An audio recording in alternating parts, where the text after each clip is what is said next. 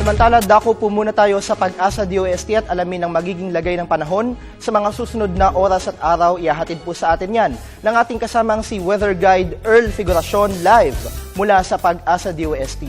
Earl, magtutuloy-tuloy ba ang maalinsangang panahon ngayong Martes?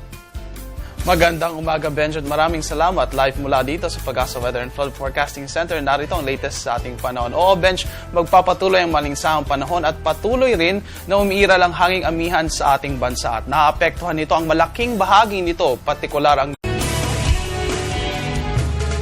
panahon. Inaasahang mainit pa rin ang magiging ating temperatura sa mga susunod na oras at araw. At magpapatuloy nga ito hanggang sa makapasok ang buwan ng Marso. Ang hanging amihan ay magdadala ng bahagyang pag-ulan at bahagyang kaulapan na maaaring maranasan ng malaking bahagi ng bansa. At may ng pulupulong pag-ulan sa mga bahagi nito.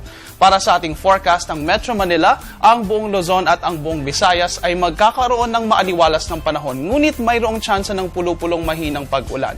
Samantala, ang papiwirin naman ng Mindanao ay magkakaroon ng bahagyang kaulapan na mayroong tsansa ng pulupulong pag-ulan at pagkidlat, pagkulog, lalo na pagsapit ng hapon. Ang ibig sabihin ng pulo-pulo ay ilang lugar lamang ang makakaranas ng ganitong panahon. So, huwag tayong magulat kung ang isang lugar ay mayroong pag-ulan at ang isang lugar naman ay wala. At yan ang ating forecast ngayong Martes. Magbabalik kami dala ang ilang astronomical trivia matapos ang isang paalala. Para sa mga mahilig mag-stargazing, mayroong masasaksihang astronomical event sa Sabado ng gabi, March 8. Pagkalipas ng ang buwan ay makikita na mapapagitnaan ng dalawang pinakamaliwanag na bagay sa night sky. Sa ibaba nito ay makikita ang makislap na between Betelgeuse, habang sa ibabaw naman nito ang planetang Jupiter. Bagamat halos magkasing liwanag ang dalawang heavenly bodies, magkaiba ang layo mula sa ating planeta. Ang orange star na Betelgeuse ay may layong tinatayang 642 light years, habang ang Jupiter naman ay may 40 light minutes lamang ang layo sa ating planeta.